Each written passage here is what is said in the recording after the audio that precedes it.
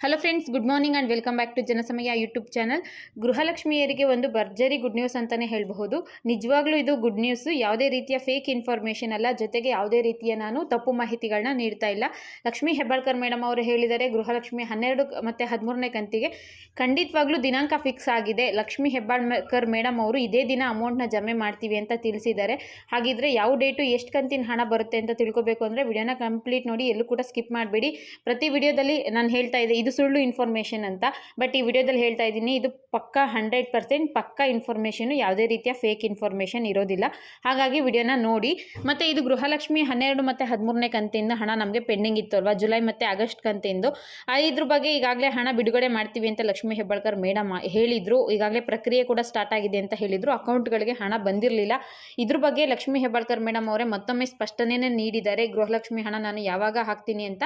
ನಿನ್ನೆ ಬೆಳಗಾವಿ ಜಿಲ್ಲೆಯಲ್ಲಿ ಮೂಡಲಗಿ ತಾಲೂಕಿನ ಕಲ್ಲೊಳ್ಳಿ ಎಂಬ ಗ್ರಾಮದಲ್ಲಿ ಅವರು ಮಾಹಿತಿನ ತಿಳಿಸಿದ್ದಾರೆ, ಗೃಹಲಕ್ಷ್ಮಿ ಹಣ ಯಾವಾಗ ಬರಬಹುದು ಅಂತ.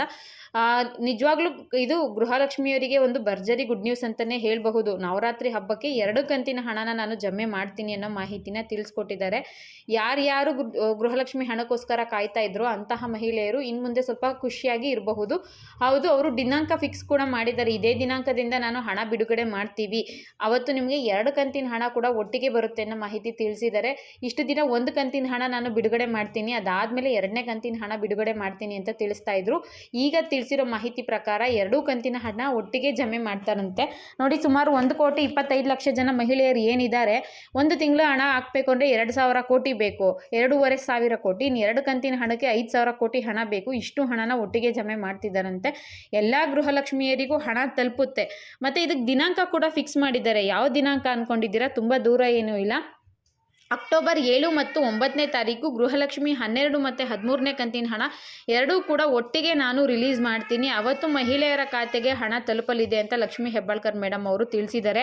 ಇನ್ನೊಂದು ಸಲ ಹೇಳ್ತಾ ಇದ್ದೀನಿ ನೋಡಿ, ಅಕ್ಟೋಬರ್ 7 ಮತ್ತು 9ನೇ ತಾರೀಕು 12, 13ನೇ ಕಂತಿನ ಹಣ, ಜುಲೈ ಮತ್ತು ಆಗಸ್ಟ್ ಕಂತಿನ ಹಣ 2 ಕಂತಿನದ್ದು ಒಟ್ಟಿಗೆ 4,000 ರೂಪಾಯಿ ಹಣ ಬರುತ್ತೆ ಅಂತ ಲಕ್ಷ್ಮೀ ಹೆಬ್ಬಾಳ್ಕರ್ ಮೇಡಮ್ ಅವರೇ ಸ್ವತಃ ತಿಳಿಸಿದ್ದಾರೆ. ಇದೆಲ್ಲ ನ್ಯೂಸ್ ಚಾನೆಲ್ಸ್ಗಳಲ್ಲೂ ಬರ್ತಾ ಇದೆ. ಇದು ಪಕ್ಕಾ ಇನ್ಫಾರ್ಮೇಷನ್, ಯಾವುದೇ ಫೇಕ್ ಇನ್ಫಾರ್ಮೇಷನ್ ಅಲ್ಲ. ಮತ್ತು ಇದರಲ್ಲಿ ಇನ್ನೊಂದು ಇನ್ಫಾರ್ಮೇಷನ್ ಏನಪ್ಪ ಅಂದರೆ, ಲಕ್ಷ್ಮೀ ಹೆಬ್ಬಾಳ್ಕರ್ ಮೇಡಮ್ ಅವರು ಭರವಸೆನ ಕೊಟ್ಟಿದ್ದಾರೆ, ಹಣನ ಆ ದಿನದಲ್ಲಿ ನಾನು ಜಮೆ ಮಾಡ್ತೀನಿ ಅಂತ. ಇಂಥವು ಬಹಳ ಭರವಸೆನ ಕೊಟ್ಟಿದ್ದಾರೆ, ಆದರೆ ಕರೆಕ್ಟಾಗಿ ಅವರು ಉಳಿಸ್ಕೊಂಡು ಹೋಗಿಲ್ಲ. ಯಾಕಂದರೆ ವರಮಹಾಲಕ್ಷ್ಮಿ ಹಬ್ಬಕ್ಕೂ ಕೂಡ 2 ಕಂತಿನ ಹಣ ಬಿಡುಗಡೆ ಮಾಡ್ತೀನಿ ಅಂತ ಹೇಳಿದ್ರು. 1 ಕಂತಿನ ಬಂತು, ಸ್ವಲ್ಪ ಆ ರೀಸನ್ ಈ ರೀಸನ್ ಎಲ್ಲ ಹೇಳ್ಕೊಂಡ್ರು. ಈಗಲೂ ಕೂಡ ತಾಂತ್ರಿಕ ದೋಷದಿಂದ ಇಷ್ಟು ದಿನ ನಾವು ಹಣ ಬಿಡುಗಡೆ ಮಾಡಿರಲಿಲ್ಲ, ಈಗ 2 ಕಂತಿನ ಹಣ ಒಟ್ಟಿಗೆ ಜಮೆ ಮಾಡ್ತೀವಿ ಅಂತ ತಿಳಿಸಿದ್ದಾರೆ.